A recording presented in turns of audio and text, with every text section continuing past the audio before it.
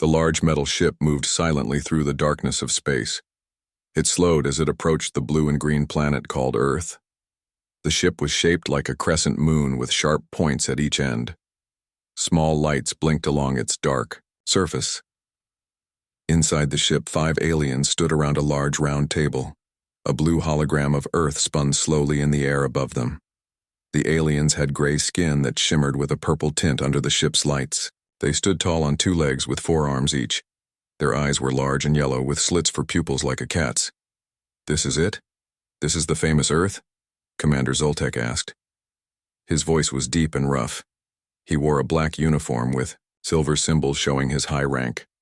Scars crossed his face, telling stories of many hunts across the galaxy. Zoltek touched the hologram with one of his 4 hands. The image zoomed in to show forests, mountains, and oceans. Small dots moved across the land, representing the animals of Earth. "Yes, Commander," said Myra, the science officer. She was smaller than the others, with more delicate features. Earth has many different animals, but their predators are quite small compared to other worlds we've visited. Weapons expert Drelk laughed, a harsh sound that echoed in the room. "Look at the size of their largest predators, pathetic." He pointed to the hologram where a bear was walking through a forest. Drelk was the largest of the crew, with muscles that bulged under his red uniform. A row of small alien skulls hung from his belt. "The Vraxian Zoo barely has room for such tiny creatures," said Scout Pax. He was thin and quick, with darker skin than the others. His job was to find the best hunting spots on each new world. "But we have our orders. The High Council wants specimens from every known world." Communications Officer Jaxor sat quietly in the corner, listening to Earth's radio. Signals through a small device in his ear. "The humans don't know we're here," he said. "Our cloaking technology is working perfectly." Commander Zoltek zoomed the hologram again, focusing on a region surrounded by large lakes. "We'll land here, in this northern area they call Michigan. It has forests and mountains where we can hunt without being seen." "What about the humans?" asked Myra. "Avoid them if possible," said Zoltek. "Our mission is to catalog and collect animal specimens, not to interact with the dominant species. The High Council has strict rules about that." The ship descended through Earth's atmosphere, hidden from human technology by its advanced cloaking field. It landed in a small clearing surrounded by tall pine trees. The night was dark and quiet, with only the sounds of insects and wind in the trees. The bottom of the ship opened, and a ramp extended to the ground. The 5 aliens walked down the ramp, breathing in the cool Earth air for the first time.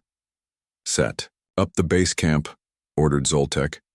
"Myra, begin your scans. I want to know about every predator within 100 miles. The aliens worked quickly, setting up equipment around the ship. Metal poles rose from the ground, creating a force field that would hide their camp from any humans who might wander by. Inside this invisible barrier, they built small shelters where they would live during their stay on Earth. Myra pointed a small device at the forest. Numbers and images flashed across its screen. "I'm detecting several predator species nearby. Wolves, bears, lynx, and something called a Wolverine." Drelk looked at the images and laughed again. "These are their dangerous animals? On my homeworld, we have insects bigger than these creatures." "Do not underestimate an unknown species," warned Zoltek, but he was smiling too. "Still, this should be an easy mission. We'll begin the hunt tomorrow at dawn." As the aliens continued to set up their camp, deep in the forest, a pair of small eyes watched from the darkness. The Wolverine, a stocky animal with dark brown fur and sharp claws, observed the strangers in its territory. Unlike the other animals that had run away from the strange smells and sounds, the Wolverine stayed, watching and waiting. The hunters had arrived, not knowing they might soon become the hunted. Image description for Leonardo AI. A sleek, crescent-shaped, alien spacecraft hovering above a dense Michigan forest at night. 5 tall, 4-armed aliens with gray-purple skin and yellow cat-like eyes stand at the ship's entrance ramp. They wear futuristic uniforms with different colors and insignia. In the foreground, partially hidden in dark undergrowth, A Wolverine watches the scene with intense eyes reflecting the ship's lights.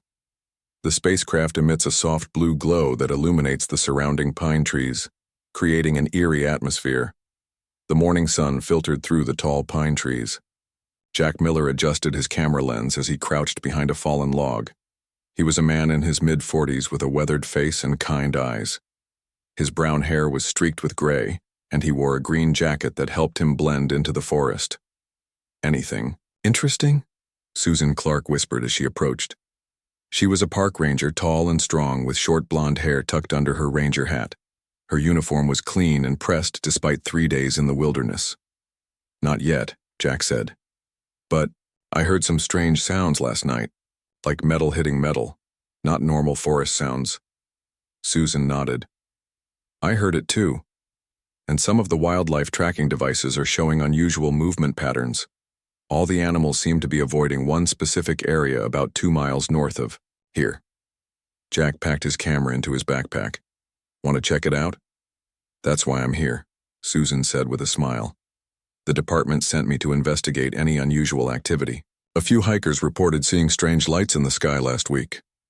They walked quietly through the forest. Jack was taking pictures of birds and plants as they moved. Susan checked her map and compass every few minutes to make sure they were going the right way.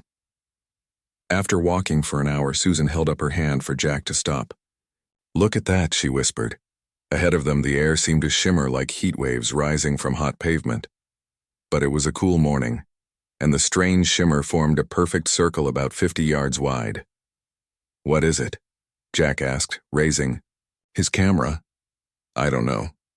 But no animals have crossed into that area for the past 12 hours according to my tracking data." Jack took several photos. When he looked at the digital screen on his camera, he gasped. "Susan, look at this."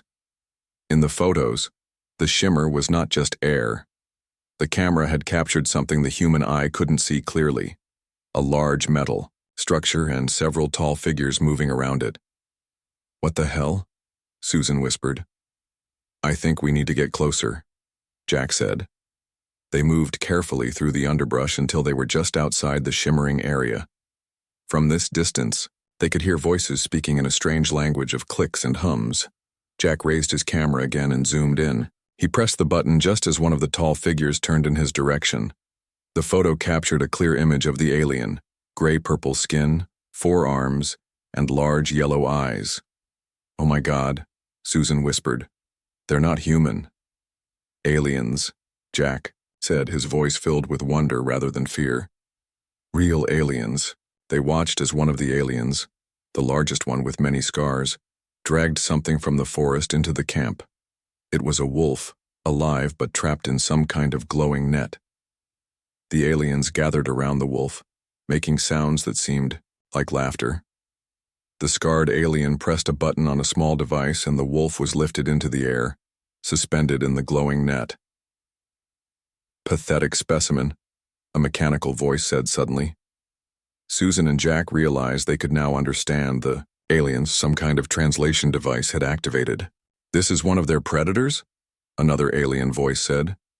"It's hardly bigger than a Vraxian house pet." The scarred alien, who seemed to be the leader, poked at the wolf with a long stick. "The database calls this a wolf. They hunt in packs, but even together they are no match for many predators we've seen on other worlds." "Should we keep it, Commander Zoltek?" asked a smaller alien. "No, Myra. Release it. It's not worthy of our collection." The commander pressed another button and the glowing net disappeared. The wolf fell to the ground, then quickly ran away into the forest.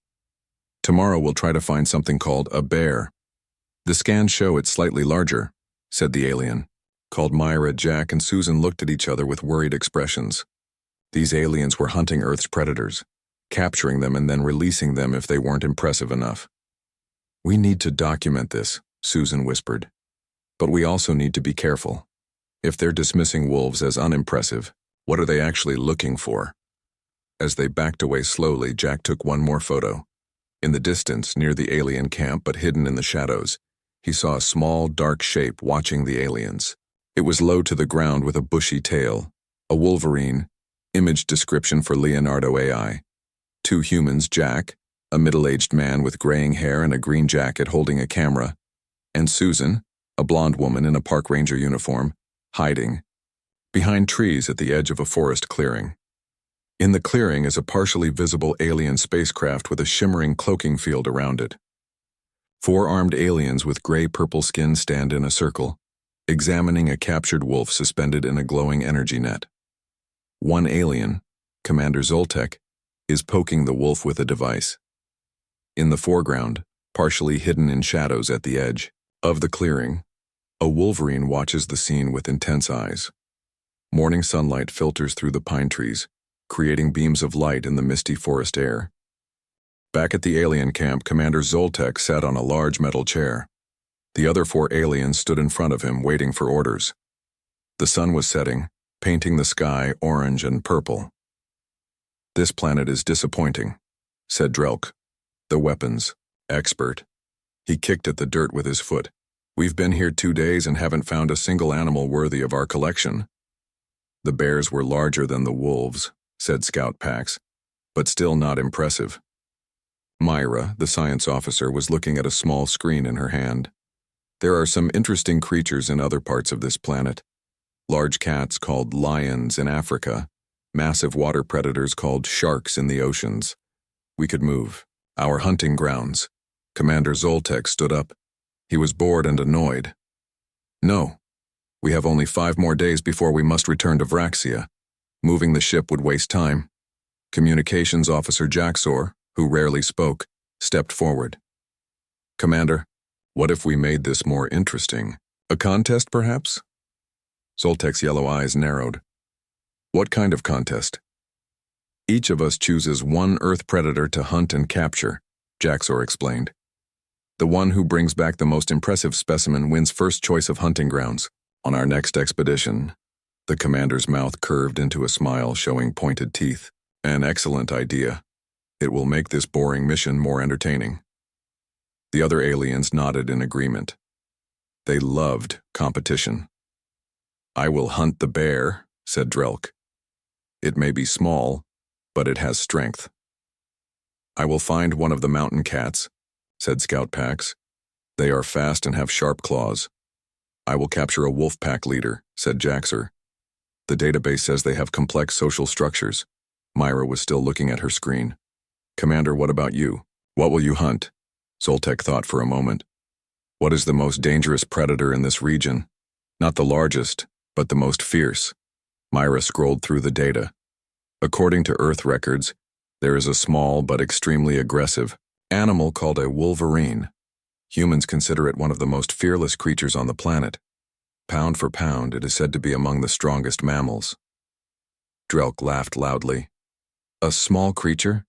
That is your choice, Commander?" Zoltek glared at him. "Size is not everything, weapons expert. I will hunt this Wolverine and show you all that finding the true spirit of a predator is what makes a great hunter." "The database warns that Wolverines are notoriously difficult to capture alive," Myra said. "They fight to the death and can be very clever." "Perfect," said Zoltek. "A worthy challenge at last." Not far away, Jack and Susan had set up a small listening device. They sat in their tent listening to the aliens' conversation through headphones. "They're planning to hunt more animals," Susan whispered. "And they're making it a contest." Jack nodded. "Did you hear what the commander chose to hunt?" "A Wolverine." Susan's face grew pale. "That's not good. Wolverines are incredibly dangerous when cornered. We had a research team studying them last year. One of the scientists got too close to a den and nearly lost his arm. Should we try to warn the aliens somehow?" Jack asked. Susan thought for a moment. "I don't know. They're dismissing Earth's wildlife as weak and unimpressive. Maybe they need to learn a lesson." "What do you mean?" "Wolverines are pound for pound one of the most aggressive animals on the planet. They've been known to drive bears away from kills. They can take down prey much larger than themselves. And they never, ever give up." Jack looked at his camera. He had managed to get several clear photos of the aliens and their ship. "We should document this, whatever happens." Susan nodded. "But we need to be careful. If that commander finds a Wolverine, especially the old male that lives in this area, he might get more than he bargained for." The old male? You know about it? Everyone in the Park Service knows about him. We call him Old Terror. He's been around for at least 12 years, which is old for a Wolverine. He has a territory larger than most, and other predators avoid him completely. Even the wolf packs change their routes to go around his area. Jack looked out of the tent towards the alien camp, and now an alien hunter wants to capture him as a trophy. This won't end well, Susan said. For someone. In the darkness beyond both camps, a low growl emerged from beneath a fallen tree. The Wolverine had picked up a new scent, something it had never smelled before. Its territory had been invaded many times, but never by creatures like these. The Wolverine's small eyes narrowed as it moved silently through the underbrush, following the strange scent back to its source. Old Terror was on the hunt. Image description for Leonardo AI. 5 aliens standing in a circle at dusk in their forest. Camp. The camp has alien technology and equipment scattered around. Commander Zoltek, the largest alien with battle scars, stands in the center pointing at a holographic image of a Wolverine floating above a small device. The other 4 aliens have different expressions, some looking interested, one laughing dismissively. The alien camp is surrounded by tall pine trees with an orange-purple sunset visible through the branches. In the background, barely visible, are Jack and Susan hiding behind trees with listening equipment. Far in the foreground, partially hidden in shadow, the Wolverine, Old Terror, watches with glowing eyes, its muscular form tensed as if ready to attack, with battle scars visible in its dark fur. The next morning, the aliens split up to begin their hunting contest. Each carried special equipment designed for capturing alien wildlife across the galaxy. Scout packs moved quickly through the forest. His thin body allowed him to slip between trees without making a sound. He carried a small silver box that beeped, softly, tracking the heat signature of a mountain lion he had detected nearby. After 3 hours of tracking, Pax found the mountain lion drinking from a small stream. The cat was beautiful with tan fur and powerful muscles. Pax raised his capture gun and fired. A glowing net shot out and wrapped around the surprised animal. The net tightened automatically, but not enough to hurt the mountain lion. It just prevented it from moving. Too easy, Pax said to himself. He pressed a button on his wrist, and both he and the captured mountain lion disappeared in a flash of blue light, transported back to the alien camp. Meanwhile, weapons expert Drelk was having a harder time with his bear hunt. He had found a large black bear, but when he fired his capture net, the bear had managed to partly dodge it. Now Drelk was running through the forest with an angry bear chasing him. "This is more like it," he shouted, enjoying the challenge. He jumped over a fallen tree, then spun around and fired a second net. This time it hit the bear perfectly. The animal fell to the ground, wrapped tightly in the glowing mesh. Drelk smiled, showing his pointed teeth. "Not bad for an Earth predator. You have spirit." He transported himself and the bear back to camp. Communications Officer Jaxer took a different approach. Instead of hunting just one wolf, he set up a series of sound devices that mimicked injured animals. When a pack of wolves came to investigate, he captured all 5 of them at once with a large field net that dropped from the trees. Impressive. Social coordination, Jaxer noted as he watched the wolves try to help each other escape. But still not exceptional. He too returned to camp with his prizes. Back at the alien base, Myra was monitoring everyone's progress on the ship's computer screens. 3 hunters have returned with captures, she reported to Commander Zoltek, who was preparing his own hunting gear. Only you remain. Zoltek checked his weapons. And what about this Wolverine? Have you located it? Myra nodded. Yes, Commander. I've been tracking an unusual heat signature about 2 miles north of here. It moves in strange patterns, not like other animals. It seems to be circling our hunting areas, observing. Observing? Zoltek looked interested. Intelligence. That's what makes a worthy opponent. He picked up his most advanced hunting equipment. I will capture this Wolverine myself. Jack and Susan had been following Drelk during his bear hunt, staying far enough back to avoid detection. They watched as he transported back to the alien camp with the captured bear. They're collecting animals like they're on a safari, Susan said angrily. We need to contact someone about this. Who would believe us? Jack asked, showing her the photos he had taken. Even with these, people would just think it's fake. Susan looked at her wildlife tracking device. The Wolverine is on the move. It's heading toward the alien camp. Let's follow it, Jack suggested. I want to see what happens when the commander tries to capture Old Terror. They moved carefully through the forest, following the signal from the Wolverine's tracking collar that researchers had placed on it the previous year. The Wolverine was moving with purpose. Unlike most animals that ran from strange scents and sounds, it was heading straight toward the alien camp.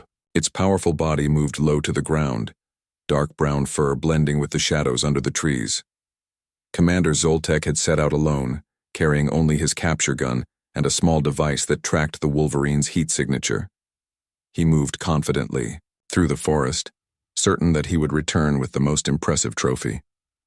What he didn't realize was that the Wolverine had picked up his scent. Instead of running away like prey, the Wolverine had changed direction. Now the hunter was being hunted. Jack and Susan found a high ridge where they could watch safely through binoculars. Jack set up his camera with a long-distance lens. Look, there, Susan whispered, pointing. The alien commander was set.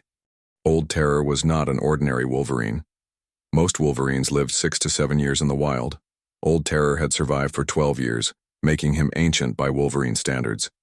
His body was covered in scars from fights with wolves, bears, and other Wolverines. One of his ears was torn, and a deep scar ran across his right eye. Trappers in the area had learned to avoid his territory. Some said he could smell a trap from a mile away. Others claimed he had figured out how to disarm snares without getting caught. Rangers told stories of finding their research cameras destroyed or buried. Old Terror did not like being watched. Now he moved silently through the forest, watching the strange creature that had invaded his territory. The alien smelled wrong, not like any animal the Wolverine had encountered before. But Old Terror wasn't afraid. He had driven away creatures much larger than himself many times before. Commander Zoltek finished setting his last trap. He had placed 5 different devices in a circle. Some would detect movement, others would release scents to attract the Wolverine. In the center, Zoltek placed a small cage with a glowing blue field around it. This has worked on predators twice this size on 7 different worlds, Zoltek said to himself. The Wolverine will be curious about the field. When it touches the field, it will be stunned and captured automatically. The alien commander climbed up into a tree to wait. From his high position, he could see his traps and the surrounding forest. He felt confident. What Zoltek didn't know was that Old Terror was already watching him. The Wolverine had climbed onto a fallen log 30 yards away.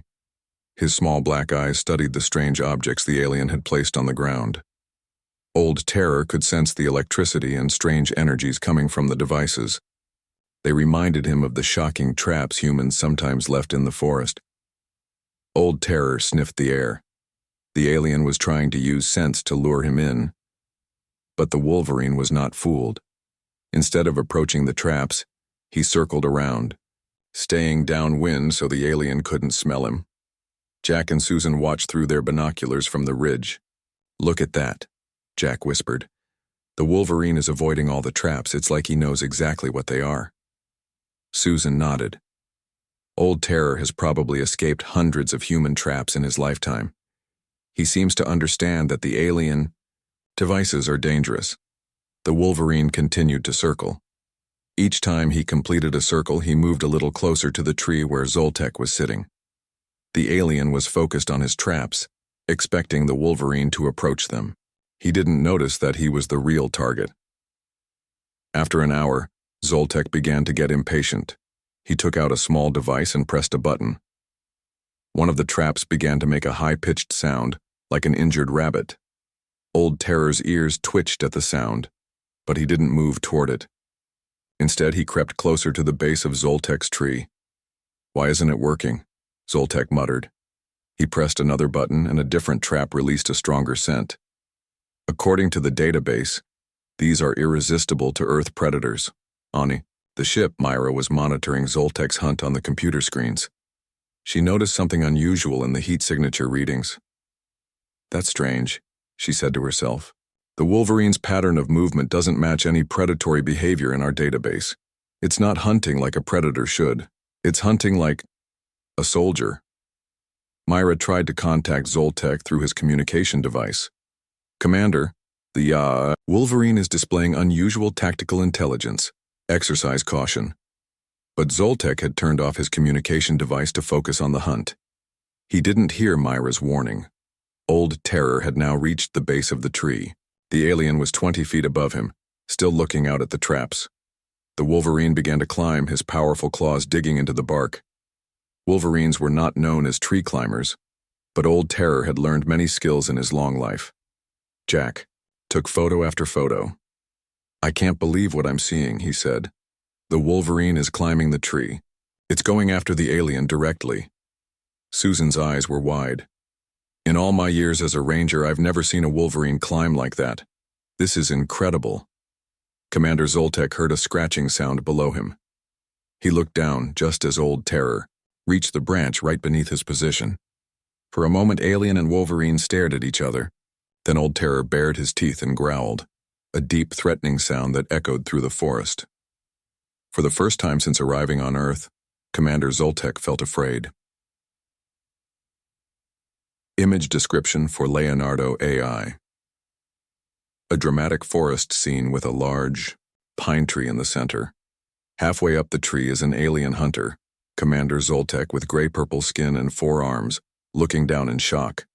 Just below him on the tree trunk is a battle-scarred Wolverine, Old Terror, with dark brown fur, 1 torn ear, and a scar across its right eye, climbing with its powerful claws dug into the bark. The Wolverine's teeth are bared in a fierce growl, its eyes locked on the alien. Around the base of the tree are several high-tech alien traps emitting strange glows and mists. In the background, Jack and Susan watch from a ridge with binoculars and a camera. The lighting creates a tense atmosphere with dappled sunlight filtering through the forest canopy, highlighting the confrontation between the otherworldly hunter and Earth's fiercest pound-for-pound predator.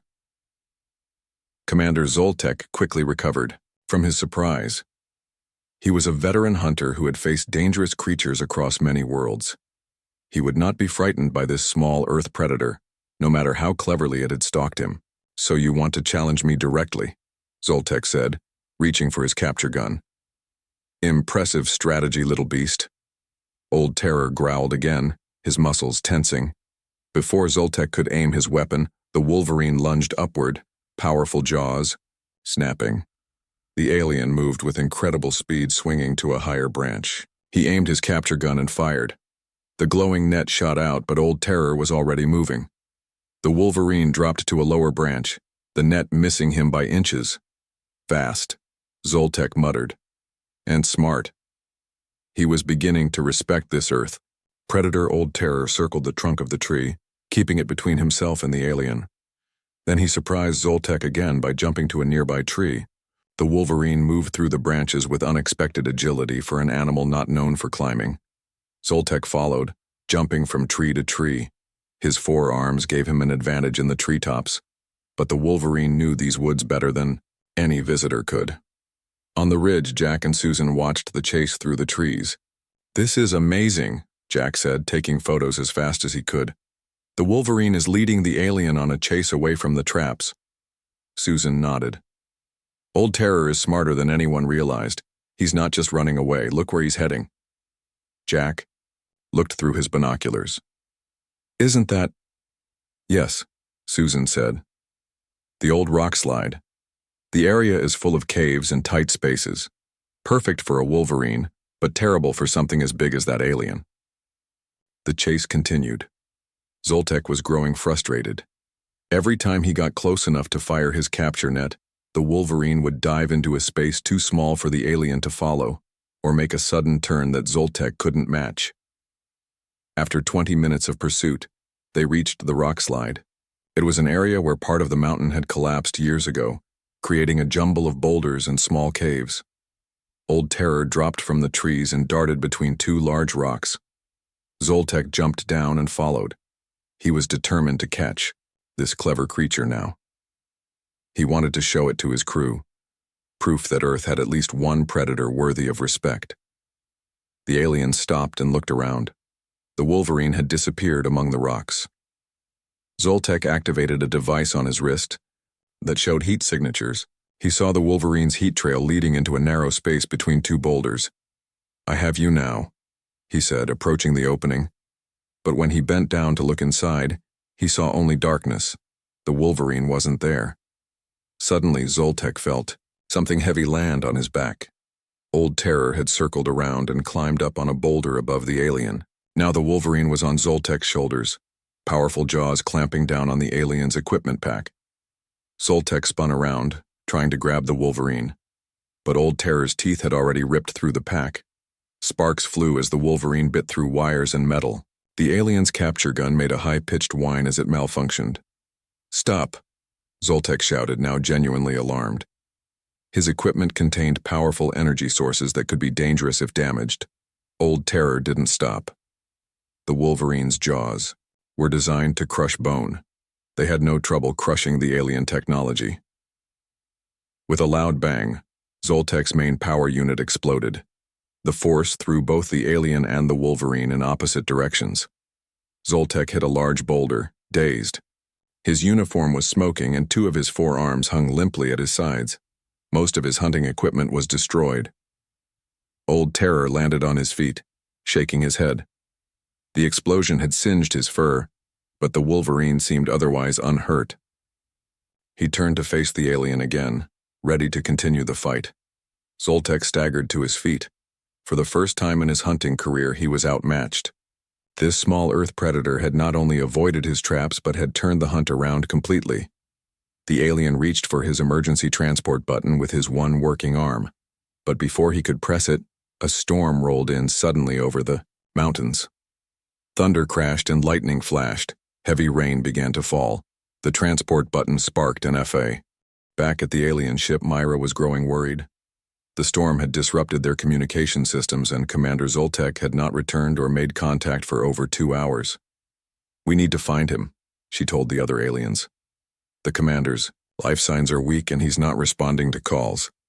"In this storm?" asked Drelk, looking out at the heavy rain and lightning. "Our equipment might malfunction like his did." "We can't leave him out there," said Jaxor.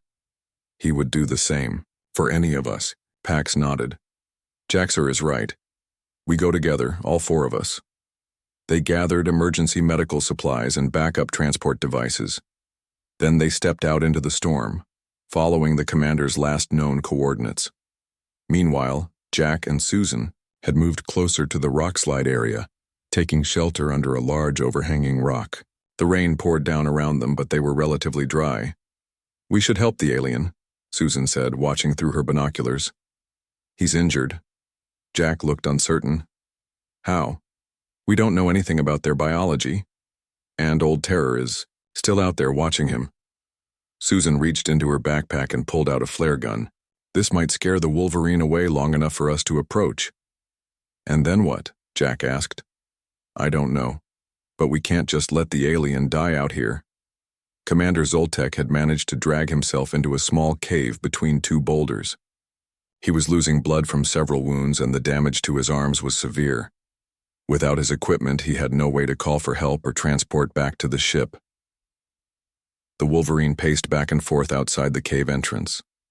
Old Terror seemed content to wait, knowing the alien was trapped and injured. Every time Zoltek tried to move toward the entrance, the Wolverine would growl and snap its powerful jaws. Zoltek leaned back against the cold stone. For the first time in his long hunting career, he had been defeated. Not by some giant monster, with terrible weapons, but by a small, incredibly determined Earth predator that refused to give up. "You are a worthy opponent, little Wolverine," Zoltek said quietly. "I was wrong to mock this planet's predators." Old Terror continued to pace, unimpressed by the alien's words. Suddenly, a bright red light shot into the sky, a flare. The Wolverine turned toward the light, distracted. In that moment, Jack and Susan ran forward, waving their arms and shouting. Old Terror growled at them but backed away slightly. The Wolverine knew these humans were not his main enemy. The alien was. "Hello?" Susan called toward the cave. We want to help you? Zoltek was shocked to hear the human language being automatically translated by his damaged but still partially working translator. Humans? Why would you help me? Because it's the right thing to do, Jack said, approaching. Slowly. We've been watching, we know you're hurt. Susan kept her eyes on the Wolverine, which was now watching from about 20 feet away. We need to get you out of here before Old Terror decides to finish the job. Zoltek tried to stand, but fell back, with a groan.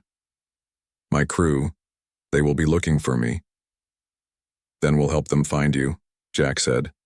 He took off his jacket and carefully wrapped it around one of the alien's injured arms to stop the bleeding. Susan used her radio to call for help from the ranger station. This is Ranger Clark. I need emergency medical evacuation at the north rock slide. I have an injured person. She knew she couldn't explain that the injured person was an alien. No one would believe her.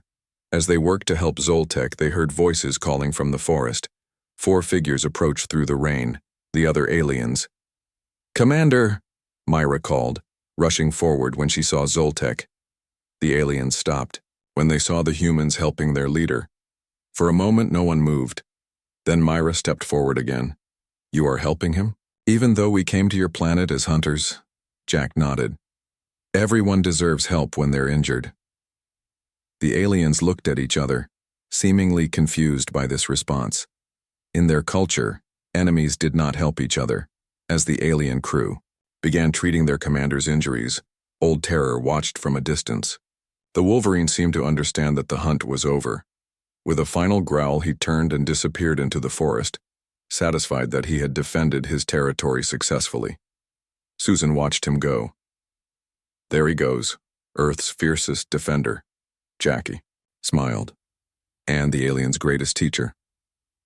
Image description for Leonardo AI. A dramatic scene at a rocky mountain cave entrance during a rainstorm. In the foreground, the injured alien commander Zoltek is being tended to by Jack, who is wrapping his jacket around one of the alien's 4 arms, and Susan, using a radio. 4 other aliens are approaching, showing expressions of surprise and concern. Their alien technology glows softly in the dim, stormy light. To one side, Old Terror the Wolverine watches from atop a boulder about 20 feet away, his posture alert but no longer aggressive, with rain soaking his dark fur and highlighting his battle scars. A red flare is still visible in the sky, creating dramatic red lighting that mixes with the blue-white flashes of lightning. The atmosphere conveys a moment of unexpected cooperation between species, with the Wolverine as the victorious defender who has chosen to withdraw now that the threat has been neutralized. 3 days later, Commander Zoltek stood at the entrance of the alien ship. His wounds were healing thanks to their advanced medical technology. 2 of his arms were still in special healing sleeves, but he could move around without pain. The aliens had released all their captured animals back into the wild. The bear, mountain lion, and wolves had quickly disappeared into the forest, happy to be free again. Jack and Susan stood nearby, still amazed by the alien technology they had witnessed. After the rescue, the aliens had invited the humans to their camp, deciding that since they had already been seen, there was no point in hiding anymore. We leave your planet tomorrow, Zoltek told them. Our mission is complete, though not in the way we expected. What will you tell your people about Earth? Susan asked. Zoltek looked out at the forest. I will tell them that size does not determine the worth of a predator, that this small blue planet contains creatures with more spirit and determination than many worlds with much larger beasts. Jack nodded. All because of one Wolverine. Yes, Zoltek agreed. Old Terror, as you call him, taught me the most important lesson of my hunting career. True ferocity comes from here. He placed a hand over the area where his heart was located. Myra approached with a small device in her hands. Commander, I've finished programming the protection field. Zoltek took the device and handed it to Susan. This will create a special zone around the Wolverine's territory. It will prevent any hunters, human or alien, from entering the area. Old Terror has earned his peace. Susan accepted the device with surprise. Thank you. We'll make sure it's properly placed. Our rules forbid us from leaving technology behind, Myra explained. But the commander insisted. We have marked this protection in the Galactic Hunting Registry as well. No other hunting parties from any world will disturb this area. Jack held up his camera. May I take a photo of all of you before you leave? To remember this? The aliens looked at Zoltek, who nodded. They stood together while Jack took several pictures. You understand these photos cannot be shared widely on your planet, Zoltek said. Your world is not ready for official first contact yet. We understand, Susan said. These are just for us, to remember that we're not alone in the universe. As they talked, a movement at the edge of the forest caught their attention. Old Terror had appeared, watching from the shadows under the trees. The Wolverine kept his distance but seemed to be observing the aliens' departure. Look who came to say goodbye, Jack said quietly, raising his camera to take one last photo of the Wolverine. Zoltek turned to face the animal that had defeated him. Instead of anger, the alien felt respect. He raised one of his good arms in a salute.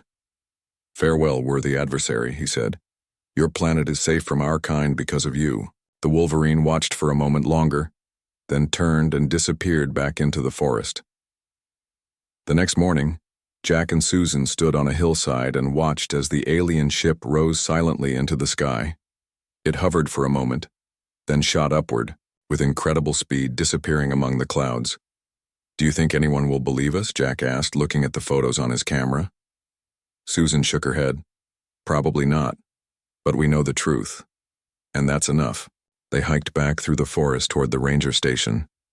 As they walked, they passed near Old Terror's territory. The Wolverine was there, sitting on a fallen log, watching them pass. Susan activated the protection device, which made a soft humming sound, then turned green. Your home is protected now, she told the Wolverine. No one will disturb you again. Old Terror seemed to understand. He turned and walked deeper into his territory, disappearing among the trees and rocks.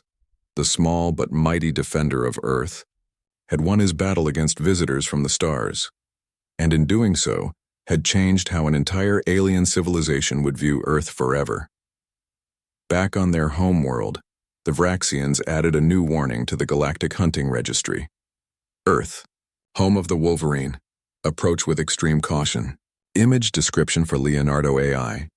A serene forest clearing at dawn with the alien spacecraft hovering above, glowing with blue energy as it prepares to depart. In the foreground, 5 aliens, including Commander Zoltek with 2 arms in healing. Devices stand facing Jack and Susan. The aliens are making a formal farewell.